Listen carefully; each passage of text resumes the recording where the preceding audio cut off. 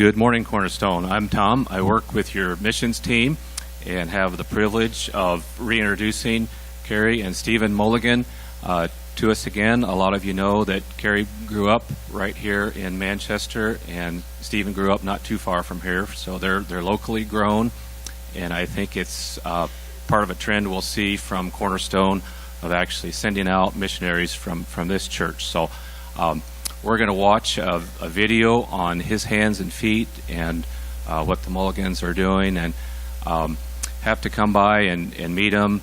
They're just great missionaries and very good at kind of helping people experience that mission field, setting up mission trips. I was able to go down there, and they just do a great work. So I think we're going to see that video right now, and then we'll have the Mulligans come up.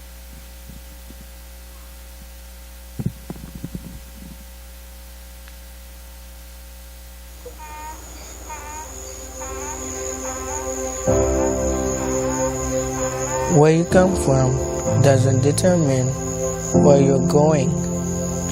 The way you start a journey doesn't dictate how you will finish. My name is Joel. I am 17 years old. This is my story.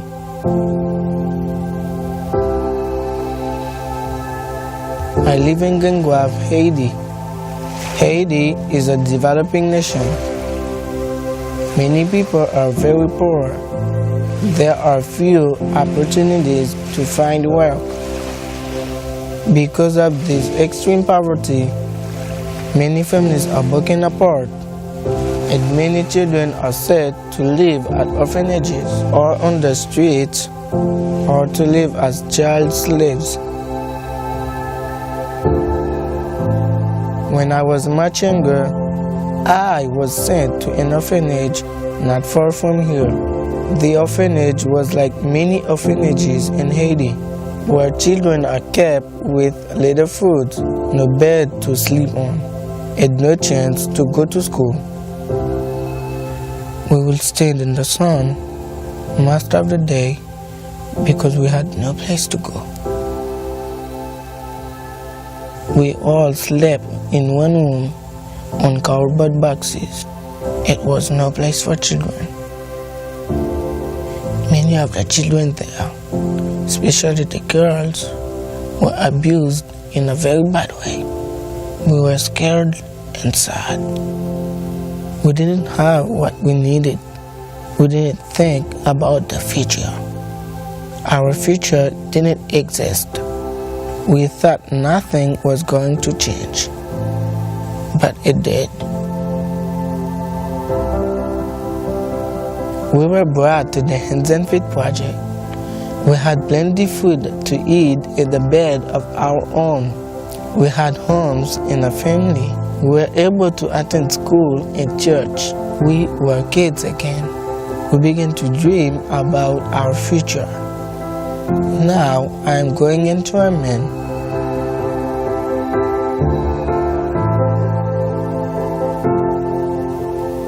I love to play soccer with my friends. I am the best soccer player at Hands and Feet.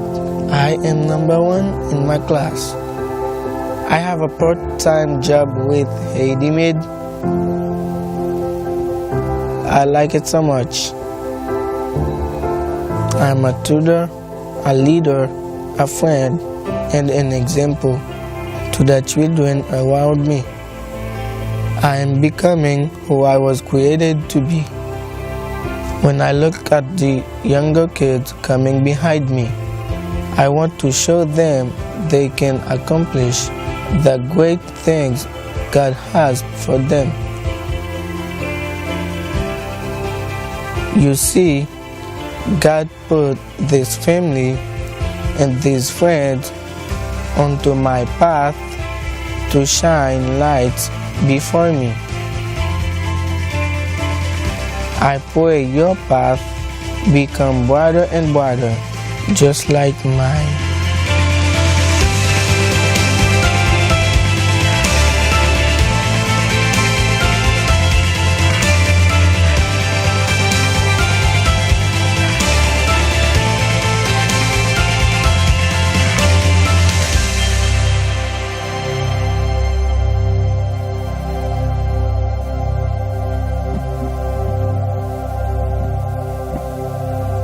Good morning. Did you decide to join us? He went back, sat down. My name is Stephen Mulligan. This is my wife, Carrie. We have 6 kids. For those of you who haven't seen us in a while, we have more. God just blessed our family, and my quiver is full, and we are done.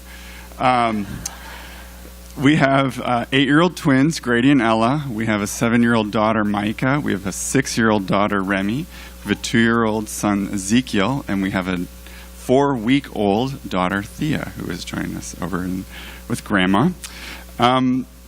We just wanted to take this morning to kind of update you guys, share a little bit of what God's been doing in our ministry, what God's been doing in our hearts. And so we just want to, from our most sincere place in our heart, to say thank you for having us. Thank you for loving and supporting us. We have a long history with Cornerstone. Like Tom said, my wife grew up here. We attended this church for a number of years before we went to the mission field, and so it's fun to be back home. A little bit, I've had a couple people ask me, where you been? Where you guys been? The life of a missionary when you're stateside isn't always come home and chill. We have been doing a lot of traveling and going and going. I actually was back in Haiti, back yesterday, and we leave again on Wednesday. So our lives are just go, go, go, go, go. So we haven't seen a lot of you yet. I hope to get to connect today. So it's just an apology on that on our end. So that's how it goes. I just want to share a little bit about what led us to Haiti. Some of you know our story. Some of you have walked alongside of God's prompting in our hearts to move to Haiti, so you know a little bit more in depth. But I just want to take some time because there's a lot of faces here that I don't know, and that's a great thing. That's a great thing for you guys as a church. I grew up in a small town, Olin, Iowa, which is in Jones County, just south of us. My wife grew up over in Earlville. We are college sweethearts. We met actually on a trip many years ago, and attended the same college and ended up getting married. We kind of landed in Waterloo. My wife's background is education, and I landed in the world of architecture. I was in that world for a while, and then we decided to move here, continuing in that world, and we worked alongside a Cornerstone, just fell in love with the family here and the people in this community. And then there was this pit, and I don't even know how else to describe it, but there was just prompting of the Holy Spirit that just wouldn't go away. We'd been going to Haiti for a number of years, and that still small voice, sometimes when you're quiet enough, turns into a loud shout. And that's what it was. It was this undeniable prompting from the Spirit that you should move to Haiti. And we had a life, we had careers, we had our 2.5 kids, like things were moving in the American dream, and it was this nudge that wouldn't go away. And we circled around our small group and we said, I don't know what to do with this. What do we do with this? And so we just laid it before the Lord for about a month, and after we just kind of processed it as a family, just said, here we are, send us. I don't know what that means as us for long term. We just know that our action and battle cry is we just need to go. And we partnered with the Hands and Feet Project. We moved there full time in 2011. We mobilized and liquidated our life here and cried a lot as we left the airport. I remember leaving the first time and couldn't even look at my mother-in-law because she's just in tears and tears and tears. But we did. We got on the plane, and it has been a crazy road, to say the least. It's been 5 years of ups and downs. We made an initial 2-year commitment, and hey, we're still there.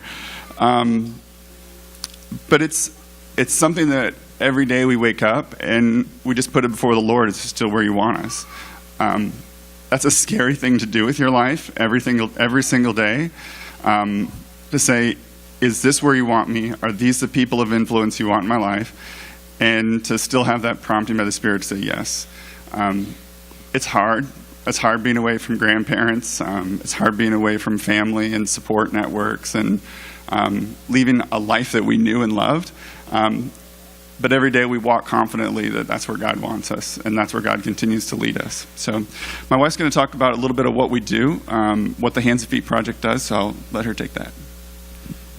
All right, so I just want to talk about our orphan care component. You heard Joelle's story, who's one of our kids at our site in Grand Guave, and so I just want to talk a little bit about where he lives and what it is we kind of do on a daily basis, I guess. At Hands and Feet, we have two main objectives, and our first one is to care for kids in a family-style care in Haiti, and our second objective is to fight to keep families together in the first place, or whether that's through reunification of kids that are with us back into their families, if at all possible. And so one of our phrases that we say a lot is that we want to be the best last case scenario for our kids in Haiti.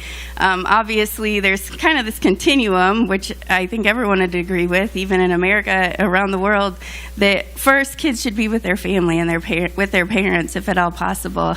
And if that's not possible, extended family is always a great next solution. And if that's not even possible, we believe that adoption and being into another stable family would be the next best step down. And we have foster care, and I know a lot of people here in America have a lot of friends and family that do foster care and take in kids in their home, and they're still in that family setting, and that's another great option for kids. And really our last option would, if none of those things were possible, which happens a lot in Haiti, would be to be in more of what we would say an institutional setting, and that's kind of a bad word that makes us cringe when we say institutional setting. And but at Hands and Feet, it is technically what it is, but we strive to make it to give our kids families in our children's villages that we have. So we have two children's villages. We have one in Jacmel, and which is where we reside and where we've been for the last 5 years. And we have another site in Grand Goave, Haiti, which is about an hour and a half away from us through some mountains. If it was a straight road, we could probably get there in 20 minutes, but we get to go up and down a mountain. So we do get to work with both sites, and we have family at both sites, but we reside on the Jacmel side of it. And so in Jacmel, we have about 70 kids, and so we have 10 family homes on that site, and in our Grand Goave site, we have around 30 kids.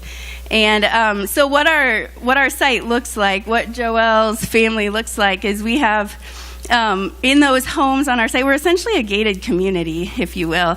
And so we have those 10 homes. Each home has a head house mom as well as some other staff that comes in throughout the day, because a lot of our staff have other families and other families that they're supporting, but they're still based out of that one house. And we do have a full-time live-in house mom of that house. And we have about 5 to 7 kids is our goal in each of our homes.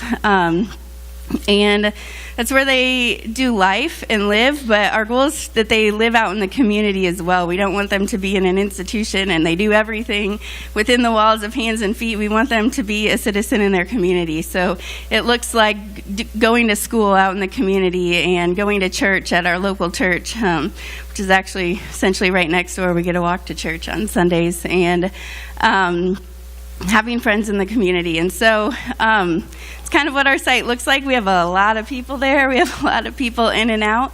But one of the questions that we get a lot is, how do our kids get there? And I would say that's probably our top question from people.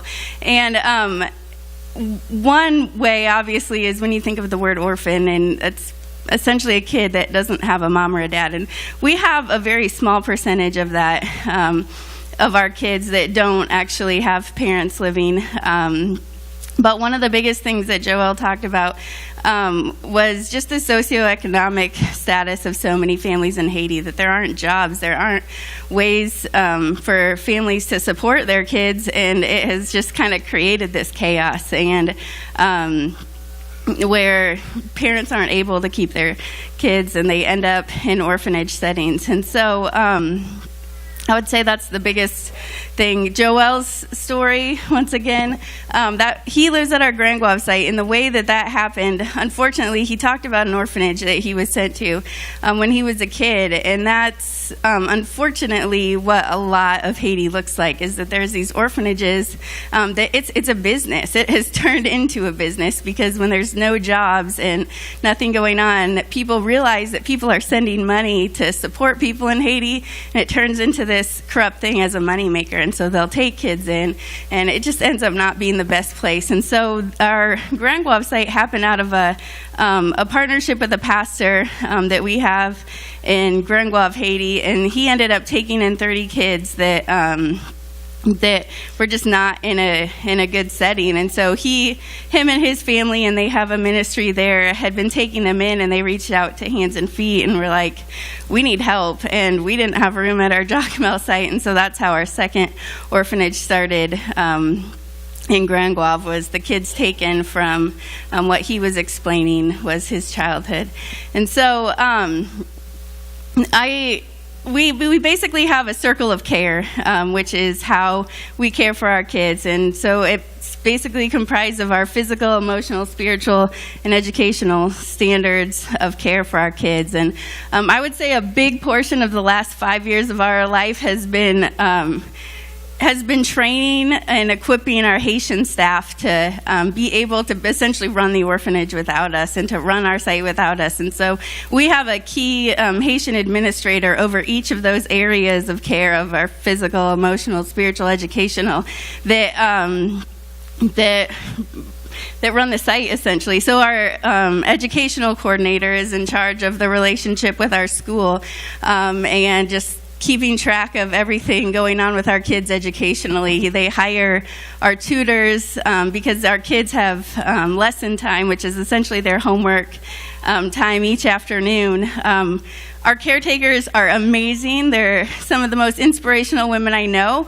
Most of them don't read and write. If they are over, I don't know what age, if they're over 40, a lot of them have not had educational opportunities to read and write, and our kids are going to school. And even though they're amazing moms, it requires us to bring in extra help to help our kids with their homework. And so that educational coordinator is in charge of hiring all our tutors and keeping that running and kind of being the liaison between the kids and the house mom to let them know what they can help them with and how to support that kid's educational needs. So that's just an example of one of our administrative roles. We have a guy that's in charge of our spiritual aspect, which should be our most important aspect on our campus, and he runs small groups, essentially Bible studies for our kids, but he also mainly works with our local church as well because our kids are really involved in that. Like I said, we don't want to provide everything on our campus, that we're all inclusive. We want them to be a part of our local church and the other people at our church and pouring into them, which is pretty awesome. And so that's kind of our daily life of our kids and kind of how we function. But I talked about our goal is to keep families together as well. And so it's a lot of work to raise the kids in this setting. But another thing that probably takes a lot of our time, we'll have moms coming to us that feel like that's their last case scenario is to drop their kids off at our gate. And so I would say, I don't know, a lot of my role has been just spending time with them, like out in the courtyard, and bringing in our admin staff and our local community and people from our church and gathering around them to make sure that it's not possible to keep their kids in the first place before we take them. We don't just have this open gate like, yeah, we can take care of your kids better than you can. Like, we don't believe that at all. We really want them to stay with their kids. And so we spend a lot of time with them in our church trying to find ways for them to keep their kids before we would take them in. And that's really kind of been where my heart has been drawn to, where Stephen's heart has been drawn to, is to really fight on that front line first before we are taking our kids in. And before I hand it over to Stephen, I have to tell a short story of kind of one of my favorite outcomes that came out of that. We had this young mom, Juliez, who came to us, and she had these twins. And how old were they at the time that they came? They were toddlers, maybe 2 years old. And she had been living with a friend, and which is how a lot of people live, is they live with friends and live with family, and they're a very communal living type culture. And so Julia's had been living with a friend, and her friend had just kicked her out. There was no relational issues, not out of being mean, but she just could not support her and her 2 kids anymore. Because Julia's didn't have a job, and so this girl was providing everything, and she couldn't do it. And so she had just spent the night in the street, and she came to our gate, and she's like, I can't do this. It's not safe for my kids, like, to be out at night. I need a home for them. And your first heart is like, oh, I have a home in here. Like, obviously they'll be safe here, but I don't want to take them away from you. And there's this toddler that's just like clinging to his mom's leg. And So we just started talking to her, and I went and got Stephen, and I'm like, Stephen, like, I don't know what to do. Like, we don't have solutions. Like it's our job to take care of our kids here, but like, how do we reconcile this? Like, I can't just take her kids from her. And so we were just kind of talking, and we had this like property on back, and this story goes back a few years, and so I would have maybe done a few things differently now, but this is where we were at the time, and we had some tents, and I was like, well, we had an opening that we needed another wash lady, so we had a job opening for her. So I'm like, if you have a job and you have income, would you want to keep them? And of course her answer is yes. And so, but she's like, but I don't have any place to live. I'm like, all right. So we have this tent, and I know that sounds awful to so many people, but it's an option there. And so I was like, while you get on your feet and get some money and we can find a better place for you to live, would you live here? And you can bring your kids with you to work. And like I said, I probably wouldn't go with that option today, but at that point in time, that's where we were at. And so, and she was like, well, yeah. And so anyways, we started getting supplies together for her, and just trying to come up with a plan so that she could stay with her kids. And a couple hours later, after some of our staff saw us working to get this mom some stuff so that she could keep her kids, I had one of my house moms come down to me, and she just started yelling at me. And I was like, oh no, what did I do wrong? And she was like, what are you doing? Like, she is not safe out there. Like, you can't put her in that tent. And she doesn't have neighbors right close to her. Like, what if when she needs to walk away, what's going to happen to her kids? And, if she's just like going down to get water, and she's like, her kids aren't safe. Like, they could be hurt. They could be taken. Like, it's not it's not a good solution. And so I looked at her and I was like, all right, like, I'm really trying hard. She wants to keep her kids. I need help. Like, what do you have? Like, how can you help this situation? Because I'm at a loss right now. And she just kind of huffed and went off. And I wish you knew this lady, because she's really funny. And so she goes off and comes back to me an hour later, and she's like, well, I talked to Sophie, which is the house mom. This lady is actually one of our cooks, and the head house mom in her house name is Sophie. And she's like, I talked to Sophie, and they actually have this whole community where they live about a mile down the road from us. And she's like, she can live with us. And she's like, we'll take her in, and we have this place that she can live, and she needs a community around her. And I just looked at Stephen, and I was like, all right, like, that's like you guys taking care of them. Like, we're not here, like, as the Americans to provide everything you need, but it was just really cool to see them being the church to their community. And so that's one of my favorite stories. That's awesome. It's a great picture. The heart of keeping families together has inspired Hands and Feet to launch some other programs. Over the last couple of years, one of those products that have come out of that dream of keeping families together is Haiti Made. You saw in the video, Joelle works part-time at Haiti Made. Haiti Made is just that. It's an opportunity for people to learn an artisan trade in order to gain income and keep kids out of orphanages. So at-risk moms are given a trade. They make leather products, they make beanies. Hands and Feet project is connected with Christian music artists, and so it's kind of this dual branding with like Newsboys and All Sons and Daughters and those types of things, where they brand a Haiti-made product and they design and development, and then it's made in Haiti with these individuals.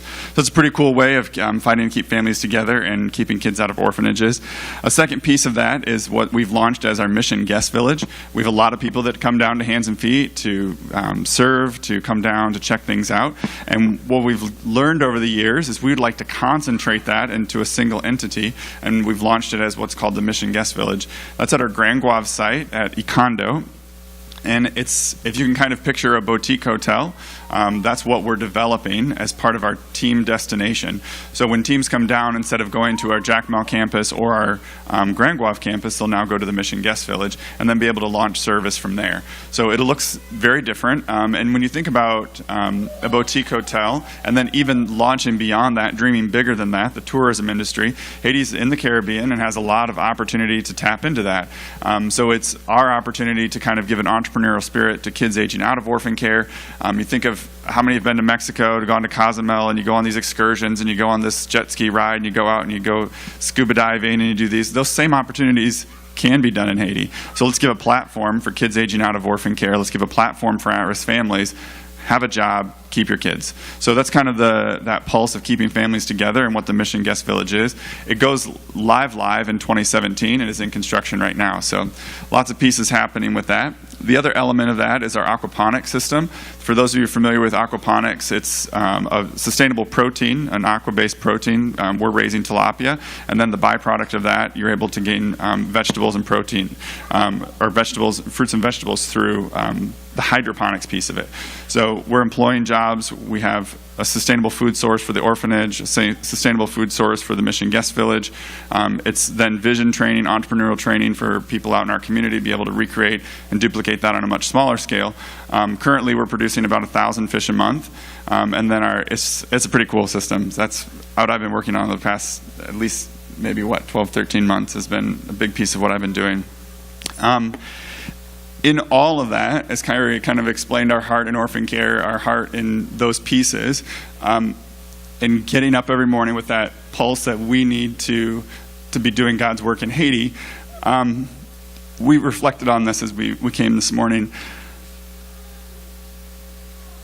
4 or 5 years ago, I would say relationships are important. I would come before you and I would say that's a key component in doing ministry. I can't tell you how important it is now.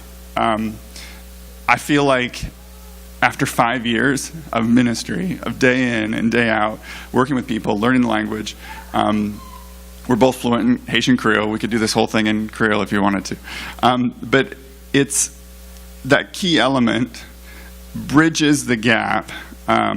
So reaching that point in a relationship where you can finally express openly in that native tongue what a relationship with Christ looks like takes time. For those of you who have ever witnessed to someone before, it's a scary thing. And usually when it's cold turkey, it's not always received because that relationship piece doesn't exist.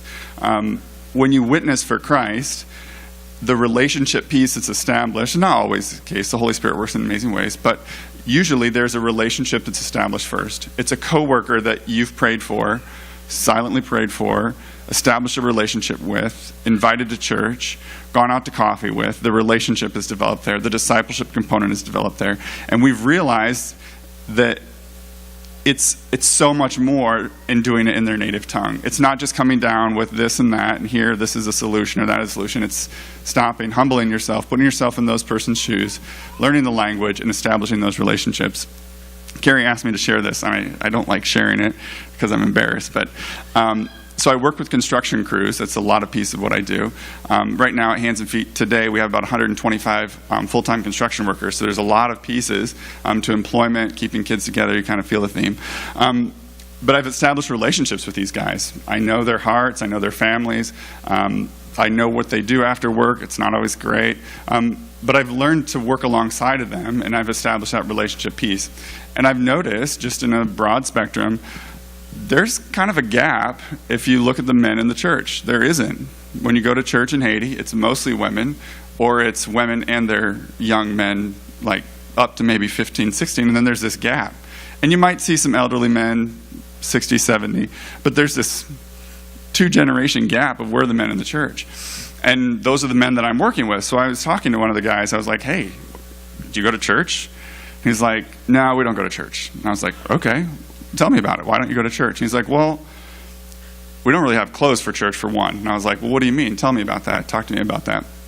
Church is a very formal event in Haiti. For those of you who've been to the church service there, you look very nice. I mean, I'm very underdressed for church in Haiti. I should be in slacks and a dress shirt and tie. I mean, you wear your best. You wear your best for Christ. And so there's a piece of that if you come into church and you're not wearing the appropriate attire, it rubs wrong. And that's just a legalistic piece of the church and the body in Haiti.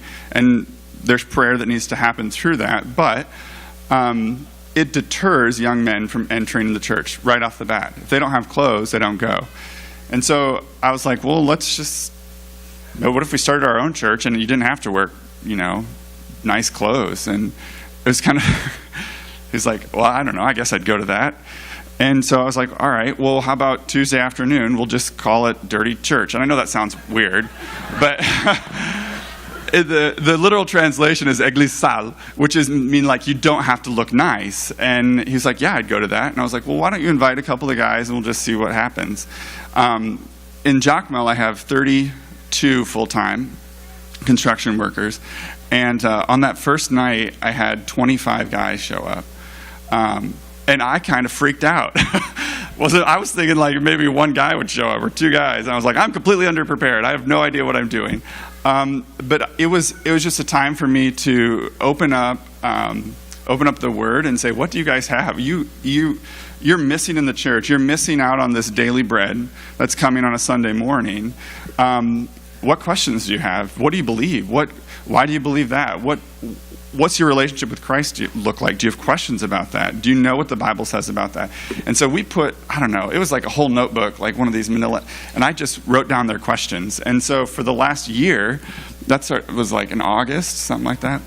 For the last year, we meet about once a week, and it fluctuates. Sometimes I'm down to one or two guys, but it's just them saying, this environment may not be ready for me yet, or I'm not ready for it yet, but I still can be fed through other venues. And that couldn't have happened without the language piece, without the relationship piece. So anyways, I just want to share that win. Would you mind sharing that next video? We have just kind of a video of showing kind of where Hands and Feet physically is at. You've shown a lot of pictures over the years, and so you guys kind of have an idea of what the campus looks like. But you can go ahead and hit play. I'm going to talk through it. What it looks like over the years, but it's changed. It continues to change and evolve as we have progressed. The area on the right is our aquaponics piece. This is our back property. For those of you who have been to Jacmel before, that's the fish and the veggie house. And as the sidewalks kind of turn up and around, you can kind of see the big white area. That's our construction for our soccer field that's in place. We are pretty much done with that actually right now. So this was taken about 4 months ago. We've been working really hard. There's 4 duplexes, so those are 4 kids' homes clear in the back. There's a kids' house on each level. And then this is the current construction. The foundation and house that's under construction right now is almost complete. And so it'll mark 6 children's homes on that side. So the eventual goal is that all 10 of our children's homes that Carrie talked about will be on the back. 6 boys' homes and 4 girls' homes, and divided by some greenery and some physical wall. There's a cable suspension bridge that spans the riverbed, and this is what we call our front property. Our front property is transitional houses, administration center, computer lab, missionary housing, and our guest house as well. And then this is what Carrie's called our courtyard. That's kind of that formal space where we have team interaction. We do community events out there. A lot of different houses are up there. This is our Grand Guave campus. This is what I described as our mission guest village. This has seen a lot of progress over the last 3 months, and it actually looks nothing like this right now. There's so much progress happening right there. This is the boutique hotel piece. It's about 55% complete right now, and we hope to be complete by the end of all of construction by mid-quarter 2017. The Haiti-made piece is this small open-air shakoon. That's where they make the beanies and the leather products and stuff. And that building was just completed about 2 months ago. So they just moved into that home. It's pretty cool. This short video here is our Grand Guave Tozen campus. This is the children's village that Carrie described of having about 30 kids. There's an office and supply area up front. That's where our generators and stuff are housed. There's a parking area, and then that separates to the missionary housing there on the left. The Suttons are the site directors on that campus. As we transition back, there's a big soccer field. It kind of spills up into a big open area. It's where the kids play soccer at. They do a bunch of different sporting events and calisthenics and all sorts of fun things there. And then it pans around to the back, and there's actually 6 children's homes on the Tozen property. One of them was sponsored, if you guys know the Tim Tebow Foundation. Hands and Feet has a newly found relationship with the Tim Tebow Foundation, and 2 of those duplexes were actually sponsored by their foundation, so it's a pretty cool relationship to have with them as well. So they have a basketball court and a playground, and as Carrie described, just having an environment of a gated community is kind of how it feels. So each house has their own kitchen, has their own bathroom, house mom bedroom, and then a children's room as well. So it feels really much like a gated community with just separate individual apartments on it. But I just wanted to give you a snapshot of what the actual physical campus looks like. So it's changed a lot. I mean, 5 years ago, most of that stuff didn't exist. There's a significant amount of construction that's happened. A lot of people have poured and invested into our organization. Just to share a little bit about what God's been doing in our life over the past year. It's been a year of transition for us. We're previously the site directors in Jacmel, and our organization restructured, and that position has been dissolved. I serve on the operations team now, so I deal a lot with the legal license side of it, of the orphanage. I work with the Haitian government a lot. I serve in Port-au-Prince and doing things like that. I also oversee capital construction and pour into maintenance on high level, so anything that kind of falls apart ends up in my court at some time. That transition happened in June. Carrie serves in the orphan care pillar, June of last year. And Carrie serves in the orphan care pillar as one of the leaders there. So she pours into all the things that she described earlier, the circle of care of what we do, how we do kid care, how we take in kids, and all of those types of things.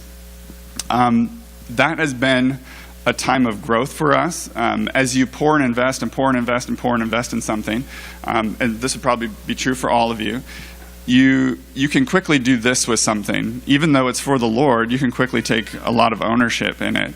And inadvertently, you make it your own. And not necessarily that's a bad thing, but that can also turn into a very prideful thing, and it defines who you are. So in that transition, there was a little bit of that Lord prying your fingers open, and that's not always a fun feeling, but it has been a freedom that I can't even describe, that God has just provided healing for us, that He's shown us He's faithful in us, He's faithful in transition, and He's faithful for what He has for us next. I'm going to pass the mic to my wife and just talk about kind of what the next year might look for us and some prayer requests for us. Yeah, well, kind of going back a little bit, just our the last year was really challenging for us, like you said, but in a really good way, though, because it was challenging because we had new things and kind of new roles and this new adjustment of how to operate. But it was really exciting because it meant we got more missionaries down. And the first 4 years almost of our time there, we were the main people on our site doing everything, and obviously not everything, like I said, like we had trained up our admin staff to do everything, but there were still roles that we needed some missionaries for, and we got more people down there, and so that was exciting, and that allowed us to step back. And Stephen was talking about his relationship with the construction workers, and that was just a really cool thing that came out of that, where it wasn't in like our job description of things like we needed to do organizationally, but he had more time to focus on that relationship with those guys, and to highlight that it took 4 years to even get to that point of having those conversations with those guys. It took 4 years to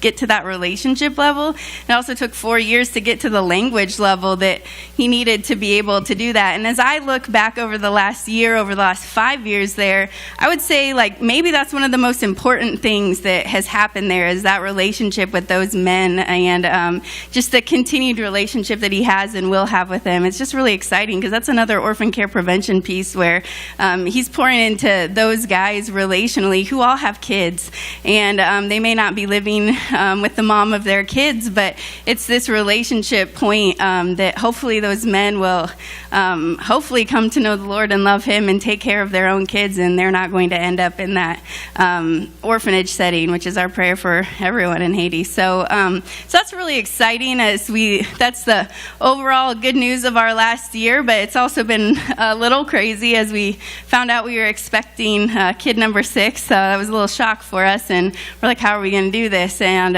then the whole fun Zika virus that some of you may have heard of came, and we're like, oh, like, weren't planning on being pregnant, weren't planning on having this virus that supposedly can cause birth defects. So we ended up coming back, and the kids and I stayed in America for the last few months of the pregnancy, just to be on the safe side, and so that split our family apart, which was a fun challenge for us this year, being apart, because Zeke, I don't know if we highlighted, but Zeke is our 2-year-old who we're in the process of adopting, and he's been with us since he was 2 days old, but he doesn't have a visa yet or a passport to be able to come to America until that adoption component is complete. So Stephen stayed in Haiti with Zeke and kind of working still while the kids were here with me, and the 4 bigger kids, I guess I should say, were here with me. And so that was it was kind of a craziness. We're getting ready to head back down to Haiti, and so I guess prayer request for this year is just praying for our transition back to Haiti. Our kids were toddlers when we moved there, and there was obviously this transition to life there, and then America wasn't normal for them because they've lived most of their developmental years in Haiti, and so coming back to America has kind of been like Disneyland for them. Even though we have not been to Disneyland while we've been here, everything from running water and 24-hour electricity and TV and cartoons and all these things that they're not used to having. Don't worry, they have a full life there and they get to do a lot of fun things, but this was new for them. And Grady got to join a baseball team this spring, and they got to do a lot of fun things that isn't an option for us while we're there. And so just praying for our family and our transition back to Haiti that would be smooth. We're a little nervous about how they're going to transition back, and so as we just head there, Stephen's job, as our roles have changed, have also he's been spending a lot more time at our Grand Guave site, and at the very beginning I described that as about an 1.5 to 2 hour drive over some long winding mountains, and so he spends a lot of time on the road going there and doing overnights, and then that leaves me alone with the kids at home. So that's been a challenge too, but that will continue to be a trend for a while as we transition back home, and with a new baby, that's a little fun and scary too at the same time. So just pray for our family and our transition this year as we head back into normal life there. As we close, we just want to show you about a little video. So I shared earlier, God's prompting in our life was to move to Haiti. It was an undeniable push by the Spirit, and as we stopped and listened to that prompting, we knew that that's where God wanted us. God has a story for each one of you. God has a story for each one of you to do His kingdom work, whether you're here or there, Cedar County, Delaware County, Jones County, Slynn County. He's moving in you. I guess my prayer for each one of you is that you'll reach a point where you listen to that voice, because kingdom work can be done through that. So as we close, we have one more video, and we're going to step off the stage. But just listen to that voice, because you can be the hands and feet of Christ wherever you're at. So thank you for having us, guys.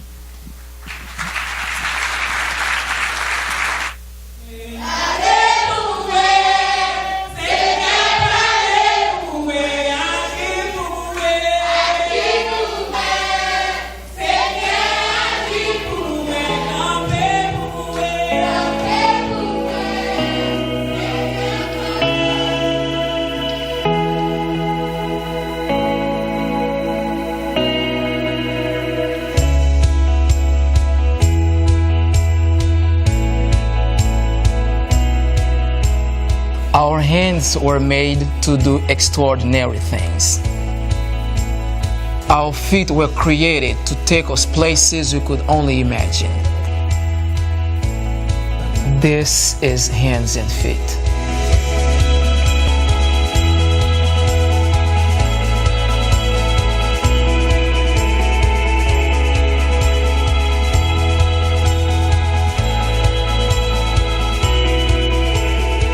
Our mission is to care for orphans and fight to keep families together.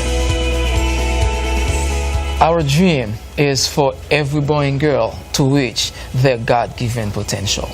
We provide a circle of care to meet educational, physical, spiritual, and emotional needs of the children.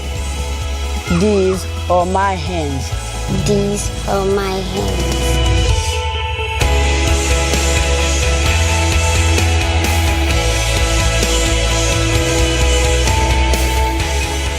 What could your hands and feet do?